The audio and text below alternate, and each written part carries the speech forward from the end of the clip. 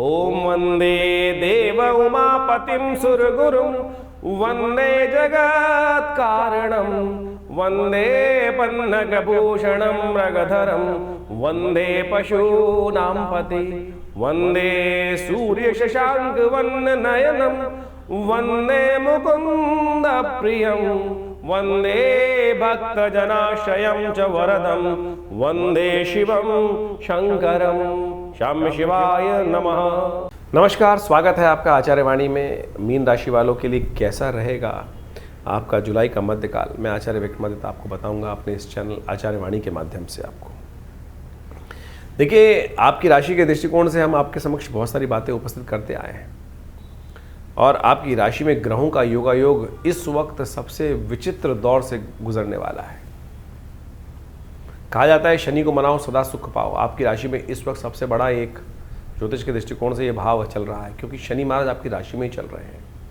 और अब जिस प्रकार से 7.5 का दौर भी बना रखा है उन लोगों ने, उन्होंने शनि ने, जैसे जैसे जितनी जल्दी वो समय कट जाए बड़ा अच्छा होता है। लेकिन कई बार फ्रस्ट्रेशन इस बात पे होती है कि शनि महाराज आगे चल गए थे। देखिए, अब मई मार्च में बदले और मार्च में आगे आगे दिन पर दिन समय चलाते चलाते ग्रह आगे बढ़ता है। लेकिन विचित्र विडंबना यह है कि शनि महाराज आगे बढ़ते बढ़ते अब रुक रहे हैं और फिर वक्र गति को प्राप्त करने वाले। जितना आगे बढ़े थे फिसल कर वापस जाने वाले हैं उन्हीं अंशों पर, यानी 0 डिग्री पर 7.5 डिग्री पे आने के बाद फिर 0 हो जाएंगे 4 महीने में वक्र गति को चलकर। तो ये बड़ा विचित्र दौर है। ये शनि महाराज, यही शनि का जो है दौर जो है, ये मन को दुखाता है, कष्टों को बढ़ाता है। ऐसे में आपको करना पड़ेगा खास उपाय, नहीं तो ये शनि आपकी राशि के दृष्टिकोण से 7.5 का जो प्रभाव है वो धन का भी नुकसान करा सकता है, सेहत का भी नुकसान करा सकता है, सम्मान पर भी दाग लगा सकता है। घबराने की ज़रूरत नहीं है, क्योंकि समय ऐसा चल रहा है कि जिसमें एक छोटा सा उपाय आपकी राशि के दृष्टिकोण से यदि आप कर लें ग्रहों को समझते हुए, तो इन सब कुचक्रों से आपको निकाल सकता है, रक्षा प्रदान कर सकता है। तो शनि को मना लीजिए। सावन का महीना है, शनि को मनाने के लिए शिव का ध्यान किस प्रकार से करना है, कौन सा खास उपाय, और नहीं तो 7.5 का दौर जो है ना, वो कहीं ना कहीं बड़े बड़े व्यक्तियों को कहीं ना कहीं फंसा देता है। तो मीन राशि वालों, ग्रह क्या करने वाले हैं आपके लिए इस जुलाई के मध्यकाल में? सूर्य बदलने वाले हैं, बुध बदलने वाले हैं, बृहस्पति बदल चुके हैं। तो इन सब का प्रभाव क्या कुछ होने जा रहा है आपके लिए, वो आप जान लीजिए सिलसिलेवार तरीके। सबसे पहले हम बात कर लेते हैं 11 तारीख शुक्रवार का अवसर, और इस दिन प्रतिपदा तिथि है। और प्रतिपदा तिथि सावन का शुभारंभ करने का संकेत दे रही है। सावन का महीना बड़ा शुभ माना जाता है। क्यों? क्योंकि सत्ता जो है, संसार को चलाने का कार्य भोलेनाथ के जीवन में आ जाता है। और भोलेनाथ जो भी प्रसन्न, जो भी कार्य करता है, जो भी उनकी भक्ति करता है, तथास्तु कहकर उनको आशीर्वाद दे देते हैं। यही सूत्र है आपकी राशि के दृष्टिकोण से क्या कुछ होने के योग बनने वाले हैं आपकी राशि के दृष्टिकोण से। इस दिन ग्रहों की गणना के अनुसार से ग्रह दिखाते हैं आपके लिए दिन शुभ रहेगा। सफलता के मेहनत के अनुसार से लाभ देने के रास्ते बनते दिखाई देंगे। चिंता ना करें, आगे बढ़ने का प्रयास करें, आपकी मेहनत निष्फल नहीं जाएगी। कांवड़ यात्रा आरंभ करने का मुहूर्त भी बन रहा है, प्रतिपदा का योग है। बड़ी सुंदर रूप से भगवान शिव के प्रति आस्था में लगें। शनि का प्रभाव भी बड़ा नेगेटिव जो है वो शुभ हो सकता है। 12 तारीख को शनिवार ही है। शनि की बात करते करते शनि को समझ लीजिए कैसे ठीक करना है। द्वितीया तिथि है उस दिन, और खासतौर पर ग्रहों का परिवर्तन का योग समझ लीजिए। चंद्र का भी शनि की राशि में चल रहे हैं। ऐसे में खास उपाय है, यदि दूध से भगवान का अभिषेक, तिल डालकर भगवान का अभिषेक करेंगे तो शनि महाराज आपके अनुकूल होता है। शनि वक्री होते ही कहीं ना कहीं आपकी राशि के दृष्टिकोण से, चाहे वो जीवन में हो, चाहे वो जीवन साथी हो, चाहे वो परिवार हो, चाहे वो कहीं ना कहीं बुद्धि हो, मित्रों के साथ थोड़ी अनबन करने के योग दे सकते हैं। तो ध्यान रखना है आपको। जो उपाय बताया हमने, दूध में थोड़ा सा तिल डालकर भगवान का अभिषेक करने का प्रयास करें, ये सबसे श्रेष्ठ उपाय है। मंत्र भी है शास्त्र के दृष्टिकोण से, शन्नो देवी रविष्ट्रया आपो भवन्तु पीतये शन्नो रविष्ट्रवन्तुनः। ये वेद मंत्र है जो खासतौर पे रुद्र अष्टाध्यायी के अंतर्गत आया है, शांति अध्याय के अंतर्गत आता है। तो इस मंत्र का जप करके आप सुंदर रूप से शनि को अनुकूल कर सकते हैं। वेद के अंदर शनि का ये सुंदर मंत्र शास्त्र में वर्णित है, करेंगे तो अच्छा रास्ता बनेगा। 13 तारीख रविवार का अवसर, तृतीया तिथि इस दिन विद्यमान है। ग्रहों का परिवर्तन का योग बन रहा है। सुबह आपके लिए अच्छी दिखाई देती है, शाम आते आते थोड़ा सा अननेसेसरी के बेकार कामों में खर्चा बढ़ने के योग दिखाई देते हैं। प्रयास भी रहेगा आपका, लाख प्रयास, लेकिन साथ साथ 50% अच्छा 50% खराब योग बनता दिखाई दे रहा है। उसको ठीक करने के लिए रास्ता अपनाएंगे तो अच्छा रहेगा। दिन का आनंद लीजिए, शाम के समय थोड़ा सा शिव की आराधना करें, अच्छा रहेगा। इस दिन विवेकानंद योगाश्रम में हमने रुद्र यज्ञ रखा है। क्योंकि सावन का महीना चल रहा है, रुद्र यज्ञ, शिव सत्य है, शिव सुंदर है, शिव ही आराध्य का खासतौर पर ध्यान करने योग्य है। तो उनका निमित्त ध्यान कर कर इस समय सावन के महीने में समस्त अनिष्टों को दूर करने का योग बना सकते हैं। तो ये यज्ञ पूरा खासतौर पर नित्य प्रति चलता ही है आश्रम पे। और रविवार के दिन रुद्र यज्ञ का जो सुंदर कार्यक्रम है, साथ साथ रुद्राभिषेक का भी कार्यक्रम है। इसमें आप सम्मिलित हों। गौरी की पूजा, गणेश जी की पूजा, संपूर्ण शिव परिवार की पूजा रहेगा। इस तृतीया के दिन गौरी व्रत, स्वर्णिम गौरी व्रत का शास्त्र में आज्ञा है। जो इस दिन स्वर्णिम गौरी का पूजन करते हैं, गणेश जी का आराधना करते हैं और उनके समस्त मनोरथ सिद्ध होने के योग बन जाते हैं। गज केसरी योग का भी निर्माण होने जा रहा है। और साथ साथ गौरी इस दिन खासतौर पे कावड़ यात्रा का आरंभ का एक और मुहूर्त बन रहा है। जिन्होंने पहले नहीं करी है और इस दिन करना चाहते हैं तो वो भी इस दिन शुभ मुहूर्त का लाभ ले सकते हैं। लेकिन ध्यान रखिएगा, भद्रा का योग बन रहा है तो करीब करीब 1:30 बजे से पहले ही इस मुहूर्त के समय में आरंभ करें यात्रा को। 14 तारीख सोमवार का अवसर, चतुर्थी तिथि विद्यमान है और सावन का पहला सोमवार का योग बन गया है। श्री गणेश की आराधना के साथ विघ्नहर्ता गणेश जी, खासतौर पर उनका स्तवन करते हुए, शिव परिवार का पूजन करते हुए, गौरी गणेश के साथ उनका पूजन, शिव का पूजन जिस दिन किया जाएगा, दूध से भगवान का अभिषेक किया जाए तो बहुत रूप से कल्याण के योग बन जाते हैं। विघ्नों को दूर करने के लिए, और इस वक्त शनि महाराज विघ्न उपस्थित करने के कुछ न कुछ कुचक्र चलाते दिखाई दे रहे हैं, उनको संभालना भी पड़ेगा। तो पहला सोमवार है और इन पूरे 4 सोमवारों पे जो सावन में इस बार पढ़ने वाले हैं, हमने विवेकानंद योगाश्रम में नमक चमक से पूरा श्रद्धा के साथ भगवान का सुंदर अभिषेक शाम के समय प्रदोष काल में रखा है, जो करीब करीब 6 बजे से आरंभ होकर रात्रि में 8, साढ़े 8, 9 बजे तक चलेगा। आप स्वयं उसमें भाग लें, भगवान की कृपा से कष्ट निवारण करने का योग बनता रहेगा। संपूर्ण रूप से बड़े विशाल भगवान का शिवलिंग हमारे आश्रम पे बनाया गया है, उनका विशेष स्तर पर पूजन रहता है और उनके समस्त षोडशोपचार पूजन कर कर भगवान विधि विधान के साथ उनका पूजन किया जाता है। नमक चमक का पाठ किया जाता है, रुद्राष्टाध्यायी का पाठ किया जाता है और संपूर्ण भगवान के नामों का संकीर्तन किया जाता है और समस्त इच्छाओं को पूर्ण करने वाले मंत्रों को सुंदर रूप से दुग्धाभिषेक करते हुए उनका जप किया जाता है। भगवान की कृपा से समस्त अनिष्ट दूर होने के योग बनेंगे। 15 तारीख का दिन आ गया है, जिस दिन शनि सुबह 4 बजे अपनी गति को बदलने वाले हैं, वक्र गति को प्राप्त करने वाले हैं। ये ध्यान रखने वाला दिन है, परिवर्तन का समय है। षडाष्टक योग मंगल के साथ बनकर तैयार है और ऐसे में विश्व में पुनः एक बार कोलाहल उत्पन्न करने के योग बना सकते हैं शनि महाराज। आपकी राशि के दृष्टिकोण से दिन आपके लिए थोड़ा सावधानी भरा रहेगा। लाभ होते होते कहीं ना कहीं थोड़ा नुकसान के योग बन सकते हैं। थोड़ा पुण्यों की तरफ धन को लगाने का प्रयास करें, वो आपके लिए अच्छा रहेगा। हो सके तो इच्छु रस से भगवान का अभिषेक इस दिन करना आपके लिए मनोरथों को सिद्ध करने वाला रहेगा। 16 तारीख बुधवार का अवसर है, षष्ठी तिथि विद्यमान है, ग्रहों का परिवर्तन का योग बन रहा है और ऐसे में अंतःकरण मन जो है वो उसको थोड़ा बैलेंस करने का योग बन सकता है और चीज़ों में थोड़ी सी आपकी जागेगी और ग्रह परिवर्तन की तरफ जा रहे हैं। सूर्य भी परिवर्तन करने का योग इस दिन बना रहे हैं। शाम को करीब करीब 5:30 बजे सूर्य मकर राशि में प्रवेश करेंगे और ऐसे में जब बुध के साथ वहाँ योग बनेगा, बुध आदित्य योग, कहीं ना कहीं आपके लिए शुभ योग बनाता दिखाई देगा। नए संपर्कों को इस रास्ता बनाने का रास्ता बनेगा, बुद्धि में नए विचार आते दिखाई देंगे और ये कहीं ना कहीं आपके लिए अच्छा योग बनाते दिखाई दे रहे हैं। ऐसे में विशेष तौर पर आपके लिए अच्छा है कि दही इत्यादि का दान करें। हो सके तो भगवान शंकर पर बिल्वपत्र अर्पित करने का प्रयास करें। किसी मंदिर में जाकर, देवस्थल पर जाकर झाड़ू इत्यादि, सफाई इत्यादि का सामान भी दान करना इस दिन बड़ा अच्छा रहेगा, चीज़ों को ठीक करने वाला रहेगा आपके लिए। 18 तारीख शुक्रवार का अवसर है, अष्टमी तिथि विद्यमान है और ग्रहों का परिवर्तन का योग जो बन रहा है वो आपको खासतौर पर समझना चाहिए। नई शक्ति के साथ ग्रहों का परिवर्तन का योग बन रहा है, ये आपके लिए कहीं ना कहीं ग्रहों की स्थिति को अनुकूल करने के योग बना सकता है। बुध भी वक्री की तरफ जा रहे हैं और टेढ़ी उंगली से कार्य को पूर्ण करने का योग आपकी राशि बनता दिखाई दे रहा है। सीधी तरह से कई बार कार्य नहीं बनता है और शनि महाराज वक्री स्थिति में है ही इस वक्त, तो आपको खास तौर पर थोड़ा युक्ति का सहारा लेना पड़ेगा। भगवान की आराधना से बढ़िया युक्ति कोई हो नहीं सकती है और भगवान की युक्ति सहारा लेंगे तो आपके लिए खासतौर पर बहुत सारे मनोरथ सिद्ध होने के योग बन सकते हैं। शुक्रवार का अवसर है, दूध का दान करना, दूध के द्वारा भगवान का अभिषेक करना, गौ सेवा करना आपके लिए अच्छा योग बनाएगी। 19 तारीख शनिवार का अवसर, नौमी तिथि विद्यमान है और इस दिन ग्रहों का योगा योग यदि आप समझें आपकी राशि के दृष्टिकोण से आशीर्वाद से मेवा प्राप्त करने का योग बन रहा है। बड़े बुढ़ों का आशीर्वाद युक्त लोगों का आशीर्वाद लेते हुए कार्य करें, गुरुजन का आशीर्वाद लेते हुए कार्य करें। जहाँ का रास्ते बंद थे वहाँ भी रास्ते खोलने का आशीर्वाद आपको मिल सकता है। छोटी कन्याओं का पूजन करना, उनका आशीर्वाद लेना, यह आपके लिए बड़ा शिष्ट रहेगा। जहाँ भी हो आशीर्वाद चाहिए इस वक्त, आशीर्वाद का अकाउंट थोड़ा भरने का प्रयास करें, कार्य संपादित हो पाएंगे। 20 तारीख रविवार का अवसर, दशमी तिथि विद्यमान है और इस दिन ग्रहों का योग परिवर्तन के लिए बनेगा और ये परिवर्तन कुछ नया इनोवेशन, नया विचार मनोमस्तिष्क में उत्पन्न करता दिखाई देगा और नए विचार से बहुत सारे लोगों का सहयोग भी आपको प्राप्त करने का योग बनता दिखाई देगा। तो इस प्रकार से सावन के आरंभ काल में ग्रहों की गणना आपके समक्ष हमने रखी।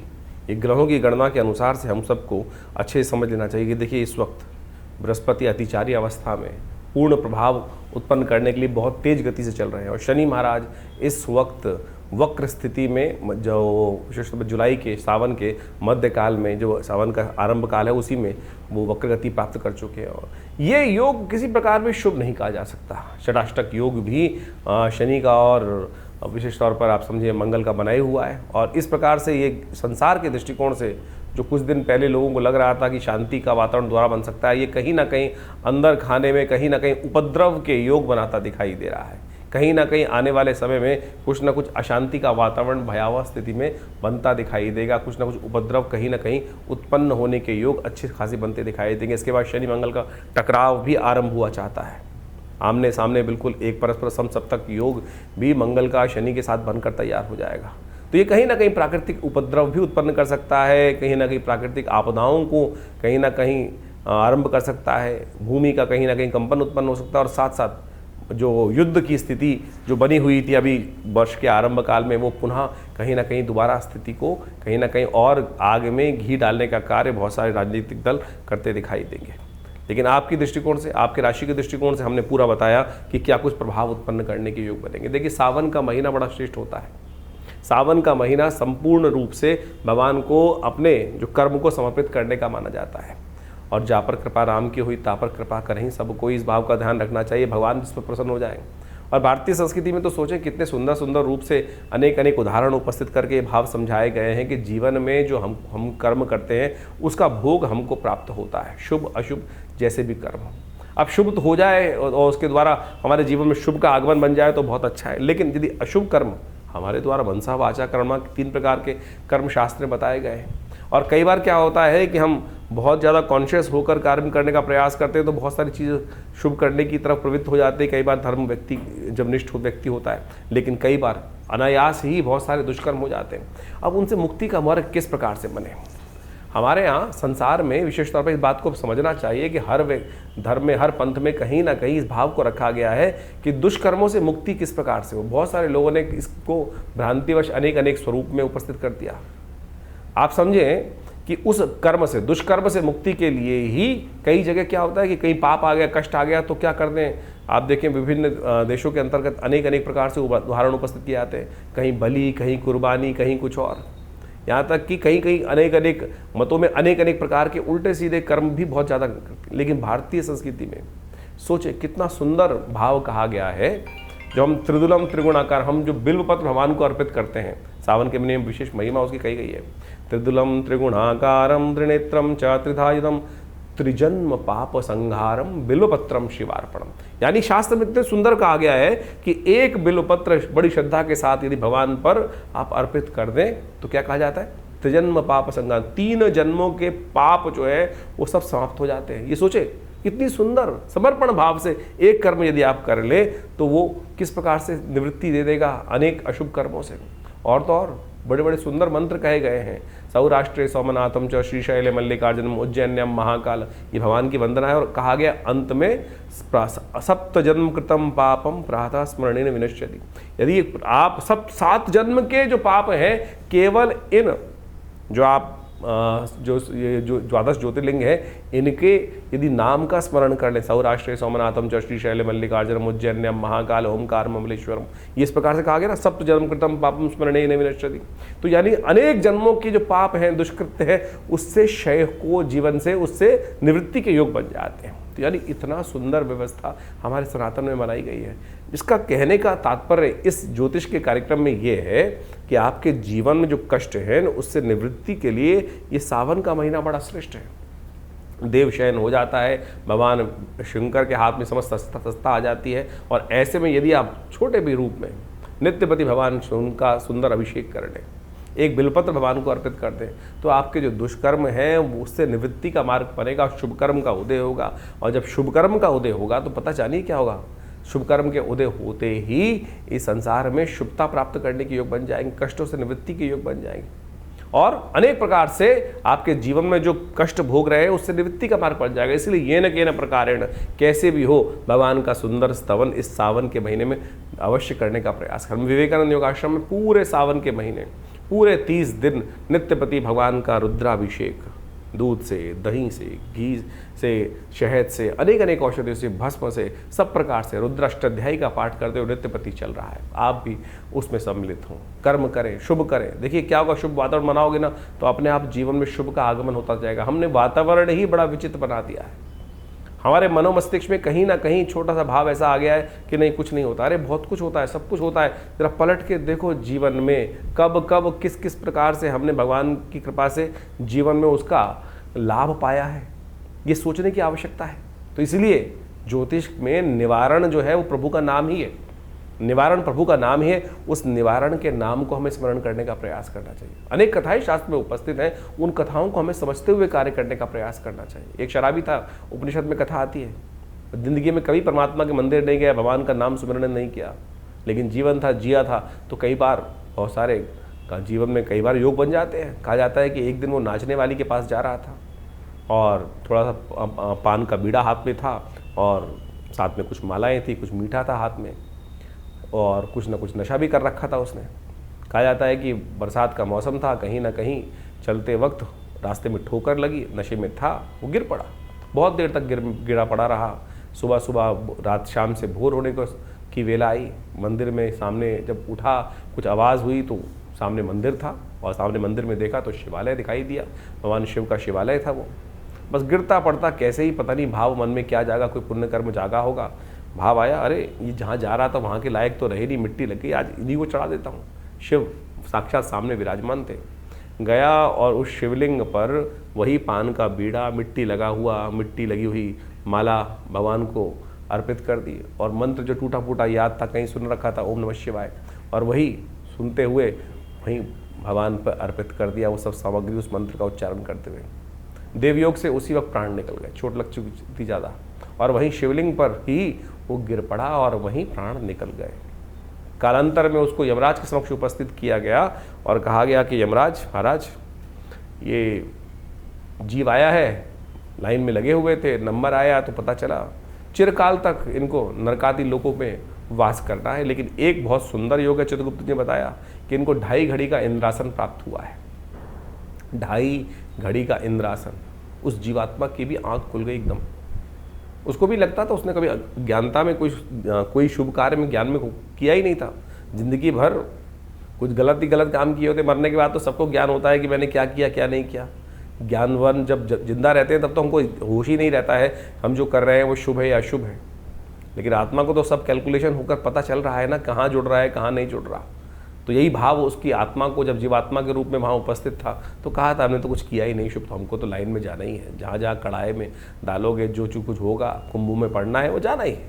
लेकिन जैसे ही वहाँ एक भाव उत्पन्न हुआ कि 2.5 घड़ी का इंद्रासन, तो उसे पूछा गया, यमराज जी के समक्ष जब उपस्थित हुआ तो पूछा गया महाराज कहाँ जाओगे, नरक या पहले 2.5 घड़ी का इंद्रासन। उस जीवात्मा ने एक बड़ा विचित्र प्रश्न किया कि महाराज आज्ञा हो तो एक प्रश्न पूछना चाहता हूँ। धर्मराज जी ने कहा आप आज्ञा है, आप धर्मराज के समक्ष उपस्थित हैं, जो आप चाहेंगे उसका जवाब दिया जाएगा। बोले मेरी मति में मुझे ऐसा कोई कर्म याद नहीं जिससे मुझे ऐसा कोई शुभ हो कि मुझे 2.5 घड़ी का इंद्रासन का सुख प्राप्त होने का योग बना हो। तो धर्मराज ने कहा कि चित्रगुप्त जी बताएं इनको कौन सा कर्म इन्होंने ऐसा किया। तो कहा महाराज इन्होंने एक मरते वक्त अंतिम में सांस लेते हुए भगवान पर इस प्रकार से इस अवस्था में मनसः वाचा कर्मणा, तीनों रूप में इस संसार से निवृत्त होकर भगवान के श्री चरण में समर्पित होते हुए प्राण को त्यागे और इस भाव से उन्होंने सब कुछ अपना संपूर्ण भगवान को समर्पण कर दिया। तो बताया गया भाई ये कर्म आपने किया, इसी कारण से, इस छोटे से कर्म के कारण से आपको 2.5 घड़ी का इंद्रासन प्राप्त हुआ है। जीवात्मा में सुना और फिर पूछा यमराज ने, हाँ भाई कहाँ जाओगे बताओ। तो उन्होंने कहा महाराज मुझे इंद्रासन पहले चाहिए और इंद्रासन के बाद फिर 2.5 घड़ी के भोगने के बाद। कहा जाता है कि धर्मराज की आज्ञा से उनको उपस्थित किया गया इंद्र के समक्ष कि महाराज इंद्र, राजा देवराज इंद्र के समक्ष कि महाराज इनको धर्मराज की आज्ञा से 2.5 घड़ी का इंद्रासन प्राप्त हुआ है। और सत्य माने इंद्र वहाँ से उतरे जो उस वक्त स्थित पे थे। ये शास्त्रोक्त कथा है, उपनिषद में आई हुई कथा है, ये किसी की बनाई हुई कथा नहीं है। मेरी और आपकी मतियों को ठीक करने के लिए जो हमारे संसार में विशेष तौर पर मति अलग अलग प्रकार से हो जाती है, उन भ्रमों को ठीक करने के लिए एक संसार में हमारे ऋषियों के द्वारा एक कथा उपस्थित की गई है उपनिषदों के अंतर्गत। जब वो वहाँ उपस्थित हुआ, 2.5 घड़ी का इंद्रासन के लिए उसका अभिषेक हुआ, संकल्प लिया गया और पूरी तरह से राज्याभिषेक जिस प्रकार से होना चाहिए उस प्रकार से उनको वहाँ पूरी तरह से विधि विधान का पालन करते हुए, समस्त संस्कारों को करते हुए उनको 2.5 घड़ी का इंद्रासन के लिए, और जैसे ही वो इंद्र पद पर आसीन हुए वहीं नृत्य गंधर्वों का, अप्सराओं का आरंभ हुआ चाहता था। उन्होंने सब रोक दिया, बोले मैं इंद्र हूँ, रुको सब, ये कुछ नहीं होगा। और बोला जल लाओ। जल लाया गया और जल पे संकल्प लिया और कहा ये उच्च श्रवा घोड़ा शुक्राचार्य को दान करता हूँ, कामधेनु गाय वशिष्ठ को दान करता हूँ, समस्त निधियों को दान करना शुरू कर दिया। संसार जो भी स्वर्ग की उस इंद्र के साम्राज्य में जो जो निधियाँ थी संपूर्ण दान कर दी। और अंत में सिंहासन से उठकर नीचे आया और कहा मैं इस वक्त इंद्र, ये मेरा गोत्र, मैं आज इस समय समस्त त्रिलोकी का ये साम्राज्य जो है, स्वर्ग जो है, ये भगवान शंकर के श्री चरणों में अर्पित करता हूँ। और बोला चलो अब कहाँ लेके चलते हो, जहाँ नरक आदि लोग चल रहे हैं चलो। फिर किसकी सामर्थ्य थी? तो आपके जो मन से मनेव बंधन कारण मोक्षो शास्त्र कहता है, तो समझो, इस विधि को समझो। तो इसलिए ये न कि न प्रकारेण, किसी भी प्रकार से अपने वातावरण को, वो कब आएगी वो वेला जैसे हम श्रद्धा के साथ, विश्वास के साथ परमात्मा का स्मरण कर पाए। तो इसलिए ये जो सावन का महीना है ना, लोक के साथ साथ परलोक को भी सुधारता है। तो इसलिए सुंदर रूप से हम इस भाव को समझें और सावन के महीने में यथाउचित भाव से भगवान शंकर का सुंदर स्तवन जितना हो सकता है वो करने का प्रयास करें। जीवन में कल्याण का मार्ग बड़ी मुश्किल से मिलता है, बड़ी सुंदर से ये वेला आई है। आनंद भाव से परमात्मा का स्मरण करें और जैसा हमने आपको कहा, जहाँ भी आप हैं वहाँ पर बैठ के करें, करवाएँ किसी रूप में। यदि आप आश्रम पे आ सकते हैं दिल्ली में तो बहुत सुंदर रहेगा आपके लिए। ये नित्य प्रति शाम को एक कार्यक्रम हमने रखा है पूरे 1 महीने तक। सोमवार के दिन विशेष कार्यक्रम रहेंगे, प्रदोष के दिन विशेष कार्यक्रम रहेंगे। उन सबकी सूचना समय समय पर जो लोग आश्रम से जुड़े हुए हैं उनको उनके व्हाट्सएप के माध्यम से प्राप्त दे दी जाती है। और आपको भी यदि चाहिए तो आप इन नंबर्स पर अपने मैसेजेस को भेजकर वो समस्त सूचनाएं आश्रम से मांग सकते हैं और हमारी वेबसाइट पर विजिट कर सकते हैं। acharyavickramaditya.com ये वेबसाइट है और समस्त फ़ोन नंबर से समस्त जानकारी प्राप्त करने के बाद जुड़े इन समस्त अपने समस्त जो हमारे आश्रम में गतिविधि कार्यविधि की जाती हैं। ये अध्यात्म का सुंदर मार्ग है। नित्य प्रति आश्रम पे 8 घंटे करीब यज्ञ रहता है। माँ भगवती का सुंदर श्री विग्रह विराजमान है जो 500 साल पुराना दिव्य श्री विग्रह है। तो आप कोशिश करें ज्योतिष को केवल नग बेचने वाला कार्य ना करें। ज्योतिष एक ऐसा विषय है कि जिससे हमको सीधा रास्ता प्राप्त होता है, समर्पण भाव का ज्ञान हमें प्राप्त होने का रास्ता बन जाता है। आशा है आप इन समस्त सिद्धांतों को समझकर, अध्यात्म को समझकर ज्योतिष विज्ञान को भी अपने जीवन में स्थान देंगे और उनके विभिन्न जो पद्धतियां हैं, उपाय हैं, वो सब हम आपके समक्ष लगातार रखते रहते हैं। आप सबके जीवन में कल्याण का मार्ग बने। भगवान शिव आपकी समस्त आदि व्याधि जो कष्ट इत्यादि उन सबको हरे और जीवन में कल्याण का मार्ग आपके लिए अवश्य बने। धन्यवाद, नमस्कार।